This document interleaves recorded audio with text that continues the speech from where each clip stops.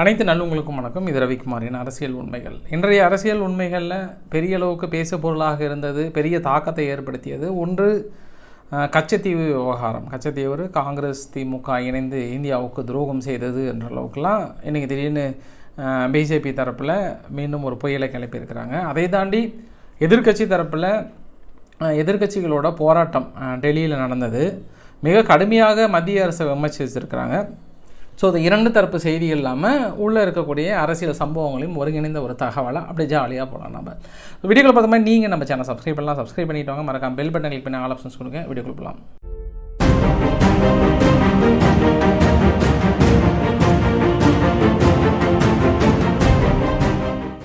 So Katchatheevu விவகாரத்தில் RTI act மூலியமாக அண்ணாமலை அவர்கள் ஆர்டிஐ போட்டு ஒரு பதில் ஒன்று வாங்கியிருக்கிறாரு. அந்த பதிலில் கச்சத்தீவை ஒரு தாரை பார்த்தது காங்கிரஸும் திமுகவும் சேர்ந்து தான் அப்படின்னு ஒரு நீண்ட நெடியை ஹிஸ்ட்ரியை கொடுத்துருந்தாங்க. அதுக்கு காரணம், அதுக்கு முன்னால் இருந்த பிரதமர் நேரு அவர்கள் எழுதிய கடிதத்தில் அந்த தீவு பற்றிய எனக்கு எந்த ஒரு கவலையும் கிடையாது, அந்த தீவு மீதான இந்தியாவின் உரிமையை விட்டு கொடுப்பதில் எனக்கு எந்த தயக்கமும் இல்லை அப்படின்னு அந்த கடிதத்தில் எழுதியிருந்தார்.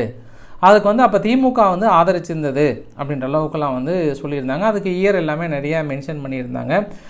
இதை டேக் பண்ணி என்ன பண்ணாங்கன்னா, நிர்மலா சீதாராமன் அவர்கள் அதே போல் பிரதமர் மோடி அவர்களும் இந்தியாவுடைய ஒற்றுமை நலன்களை பலவீனப்படுத்துவதே 75 ஆண்டுக்கும் மேலாக காங்கிரஸினுடைய நடைமுறையில் உள்ளது அப்படின்னு தனது எக்ஸ் தளத்தில் பதிவிட்டிருந்தாங்க. இது தமிழ்நாடு அரசியலில் ஒரு பெரிய ஒரு பேச பொருளாக இருந்தது.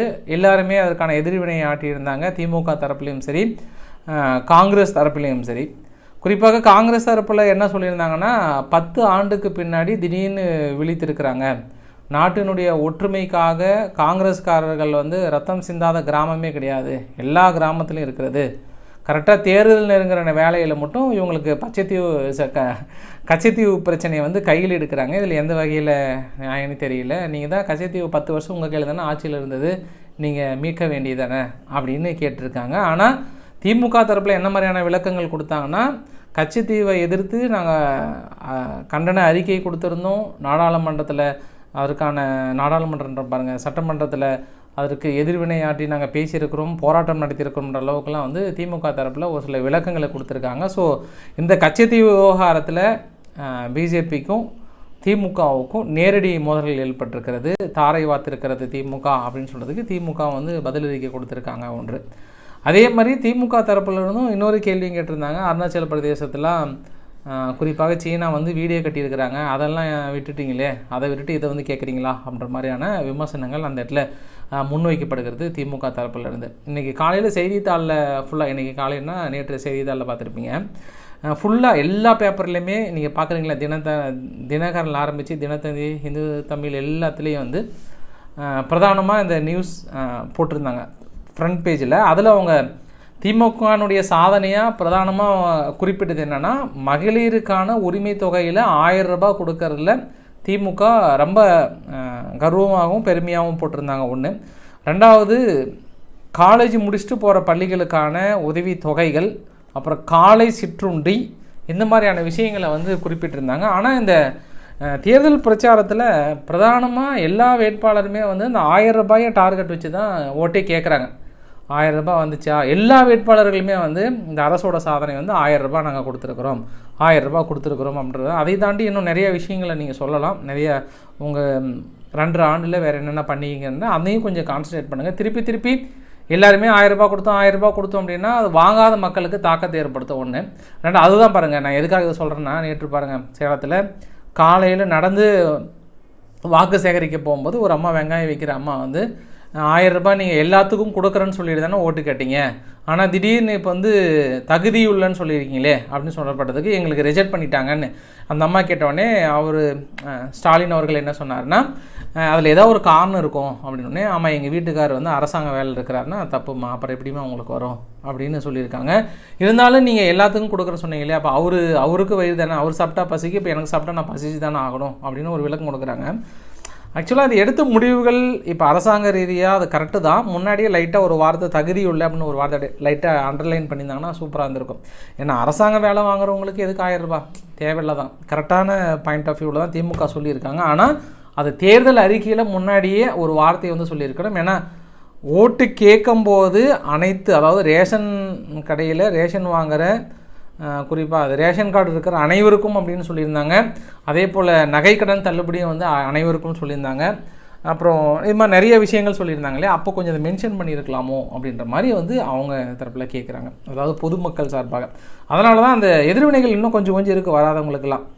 இப்போ திமுகவுடைய கால்குலேஷன் என்னென்னா ஆல்மோஸ்ட் 1.5 கோடி பேர்த்துக்கு மேலே பயனடைகிறாங்க.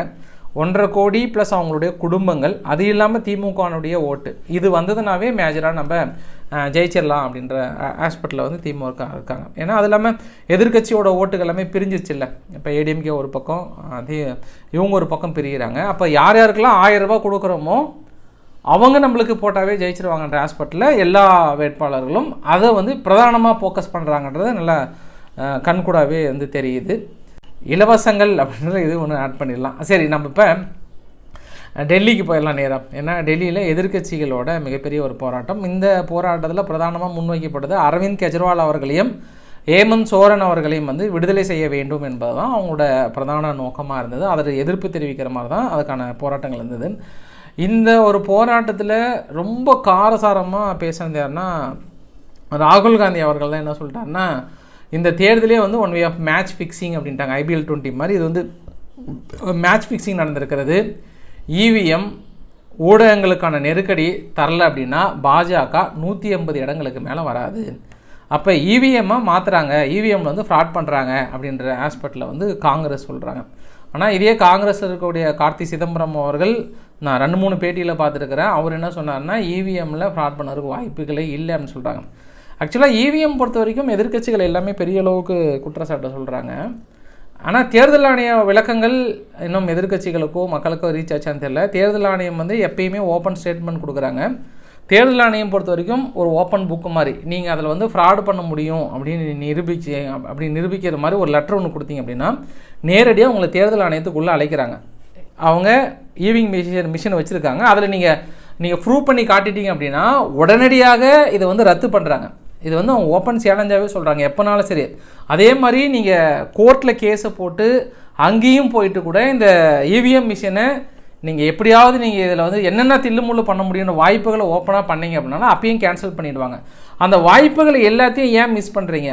பொது வெளியில் வந்து உங்களுக்கு நம்பிக்கை இல்லைனா தேர்தல் ஆணையம் ஓப்பனாக கேட்குறாங்க, நாங்கள் வச்சுனுக்கிற மிஷினில் நீங்கள் ஹேக் பண்ணி காட்டுங்க அப்படின்னு கேட்குறாங்க.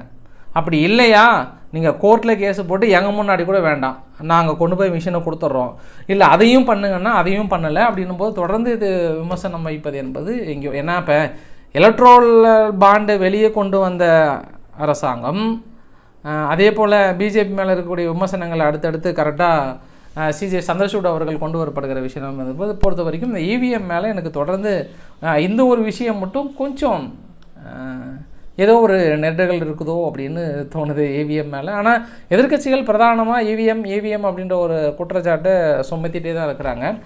இதில் கொஞ்சம் பார்க்கலாம் பொறுத்திருந்து. ஏன் அப்படின்னா அதை வச்சு தான் எல்லாம் இப்போ காங்கிரஸ் கூட இந்த பக்கம் ஜெயிச்சிருக்காங்க. தெலுங்கானாவில் பெரிய அளவுக்கு ஆட்சி அமைச்சிருக்கிறாங்க. இங்கே நம்ம தமிழ்நாட்டிலே டிஎம்கே பெரிய அளவுக்கு ஜெயிச்சிருக்கிறாங்க. எல்லா இடத்துலையும் பெரிய அளவுக்கு ஜெயிச்சிருக்கிறாங்க. ஆனால் அது எப்படி இந்த குற்றச்சாட்டு பார்க்கலாம் அப்படின்னு இருக்காங்க. அதற்கு தேர்தல் ஆணையம் ஏற்கனவே சொல்லியிருந்தாங்க, எதிர்க்கட்சிகள் பொறுத்த வரைக்கும் தோல்வியை மறைப்பதற்காக இந்த மாதிரி இவிஎம்மை சொல்ல தான் செய்வாங்க, வந்து நீங்கள் ஓப்பன் டேராக எப்போனாலும் நீங்கள் ஹேக் பண்ணுற முடியும்னா வந்து பண்ணி காட்டுங்கன்னு இருக்காங்க. ஆக்சுவலாக என்ன அப்படின்னா, அவங்களா ஒரு மெஷினை உருவாக்கி அதில் பண்ண முடியும் அப்படின்னு சொல்கிறது நாங்கள் ஏற்றுக்க முடியாது. அது எங்கள் மிஷினே கிடையாது, நீ எங்கள் மிஷினில் வந்து பண்ணுங்கன்னு சொல்கிறாங்க. ஏன்னா பண்ணுங்கள், எல்லா எதிர்க்கட்சிகளும் ஒன்றா சேர்ந்து ஒரு ஆளை போட்டு கோர்ட்டில் கேஸை போட்டு எப்படி பண்ண முடியும், எப்படிலாம் பண்ணுறாங்க அப்படின்னு இது வரைக்கும் எங்கேயாவது வீடியோ பதிவு, நான் ஒரே ஒரு வீடியோ பதிவு ஒரு டைம் விட்டுருந்தாங்க ஒருத்தர், அதுவுமே அவங்க ஓன் மேக்கிங் தான். அதாவது தேர்தல் ஆணையம் வச்சுருக்கிற அந்த ஸ்டைலில் இருக்கக்கூடிய இவிஎம் மிஷினில் பண்ணாங்கன்னா அதுவுமே கிடையாது. ஏன்னா இந்த வேட்பாளரோட நேமு, இந்த சின்னம் எல்லாமே எப்போ முடிவு பண்ணுறாங்க அப்படின்னாங்கன்னா ஒரு நாளைக்கு முன்பு தான் முடிவு பண்ணுறாங்க. அதுவுமே வந்து திடீர்னு நம்ம 2வது இடத்துல 3வது இடத்துல அப்படின்லாம் கிடையாது. அது அல்ஃபபெட்டிக்கல் ஆர்டரில் அது சேம் நேமாக இருந்தால் குழுக்களில் போட்டு வரும். அது எங்கே வரும், எப்படி வரும்னு தேர்தல் நடத்துகிற அதிகாரிகளுக்கு தெரியாது. அது கடைசி நேரத்தில் ஃபிக்ஸ் ஆகிறது. அதை என்ன நான் சொல்லப்பா, இது கார்த்தி சிதம்பரம் அவர்கள் அவரே சொன்ன வீடியோ பதிவு கூட இருந்த அந்த கிளிப்ஸ் தேடி பார்த்தேன், கிடைக்கல, இருந்ததுன்னா கொண்டு வரேன். ஆனால் காங்கிரஸ் தரப்பில் என்ன சொல்லியிருக்காங்கன்னா, இனி வந்து அரசியலமைப்பு சட்டத்தையோ நாட்டையோ யாரையும் காப்பாற்ற முடியாது, மிகப்பெரிய ஒரு சிவில் வார் வந்துவிடும். அதாவது பிஜேபி ஜெயிச்சது அப்படின்னா நம்ம ஒட்டுமொத்த சாசனத்துக்கும் முடிவு கட்ட போகிறாங்க அப்படின்றத ரொம்ப அழுத்தம் திருத்தமாக காங்கிரஸ் தரப்பில் வைக்கப்படுகிற மிகப்பெரிய ஒரு பிரதான குற்றச்சாட்டு. எதிர்க்கட்சிகளை அவங்களுடைய அக்கௌண்ட்டை முடக்கிறது, மீதி அவங்கள பலவீனப்படுத்துறது, கைது பண்ணுறது, சிபுசோரன் அவர்களை, மீதி எல்லாத்தையும் வந்து நாங்கள் ஏற்றுக்கவே மாட்டோம். இது முறையான நியாயமான தேர்தலாக அப்படின்னு பார்த்தோன்னா அந்த தேர்தல் வந்து முறையான நியாயமான தேர்தல் இல்லை அப்படின்றதுல கொஞ்சம் வெறுப்பு. அதாவது வெறுப்பு அப்படின்னா அவங்க அந்த டென்ஷனை வந்து சொல்லியிருந்தாங்க காங்கிரஸ் தரப்புலையும் பிரதான எதிர்க்கட்சிகளோட குற்றச்சாட்டு. ஆனால் இன்ன வரைக்கும் திமுக அதை சொல்லலை, இவிஎம் மீது அதை பற்றின குற்றச்சாட்டு இது வரைக்கும் திமுக தரப்பில் நான் பார்த்த வரைக்கும் சொல்லலை இன்ன வரைக்கும். ஆனால் காங்கிரஸ் தரப்பில் அந்த ஒரு குற்றச்சாட்டை வைக்கிறாங்க. நிறைய விஷயங்கள் நான் சொல்கிறேன் நினைக்கிறேன் இவிஎம் பற்றி. கெஜ்ரிவால் அவர்களை பொறுத்த வரைக்கும் அவங்களோட மனைவி சுனிதா அவர்கள் என்ன சொல்லியிருந்தாங்கன்னா, அவர் வந்து ஒரு சிங்கத்தை பொறுத்த வரைக்கும் ரொம்ப நாள் சிறையெல்லாம் அடைக்க முடியாது, அவர் சீக்கிரம் வெளியே வந்துடுவார். ஏன்னா ஒரு சிங்கத்தை போய் சிறையில் அடைச்சி வச்சுருந்தா யாருக்கு ஆபத்து, வெடிச்செறிஞ்சிட மாட்டார், அது அவங்களுக்கு தான் ஆபத்து அப்படின்ற மாதிரி வந்து சொல்லியிருந்தாங்க. இவங்க இந்த அளவுக்கு பெரிய பேசுகிறாங்க, பெரிய அளவுக்கு சொல்கிறாங்க. ஒரே புடா போட்டாங்க மம்தா பானர்ஜி அவர்கள் மஹுமா மொய்த்ரா அவர்களை வந்து ஆதரித்து பேசும்போது அவங்க எம்பி கேண்டிடேட்டாக எங்கள் வெஸ்ட் பெங்கால் நிற்கிறாங்க.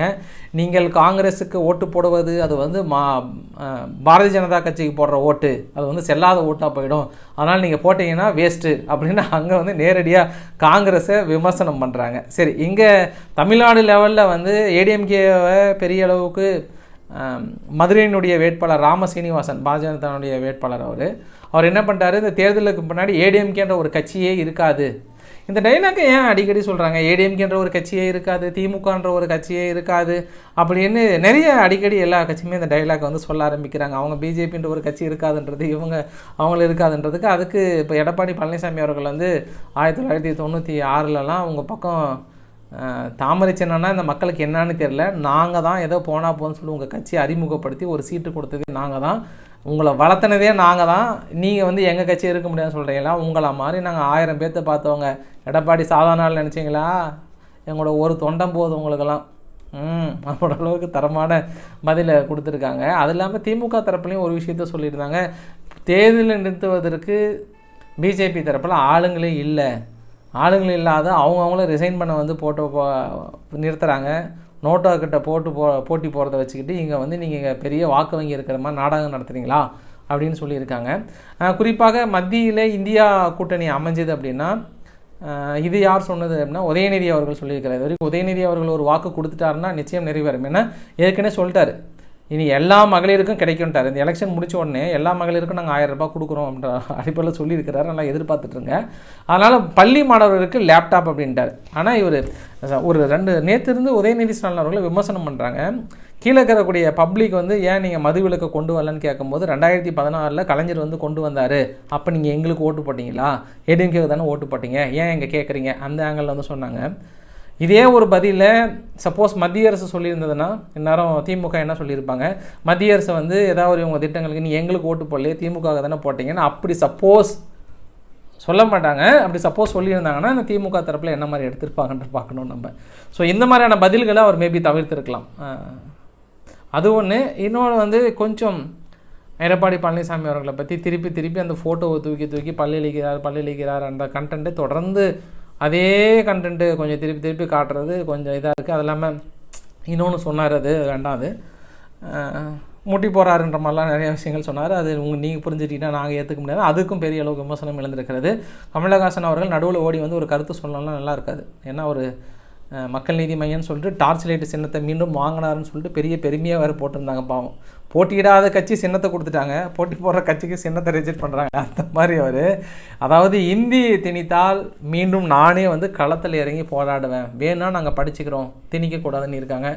ஐயோ படிச்சுக்கிறோம் திணித்திராதீங்க அப்படின்ற ஒரு வார்த்தையை வந்து சொல்லியிருக்காங்க.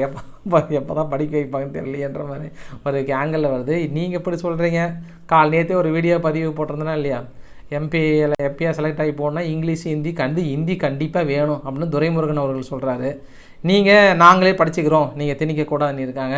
காங்கிரஸ் நிஜமாகவே சுய பரிசோதனை செய்ய வேண்டிய நேரம் வந்துவிட்டு தமிழக காங்கிரஸ் பொறுத்த வரைக்கும், குறிப்பாக திருநாவுக்கரசர் திருச்சியினுடைய எம்பி அவர்கள் என்ன சொல்லியிருக்கிறாருன்னா, நாங்கள் நாடாளுமன்ற வாய்ப்பு பணி கிடைக்கலனா கூட மக்களுக்கான பணி தொடரும், ஆனால் எனக்கு வாய்ப்பு கிடைக்காமல் போக முயற்சி செய்தவர்களுக்கு எனக்கு மனமார்ந்த நன்றி அப்படின்னு சொல்லியிருந்தார்.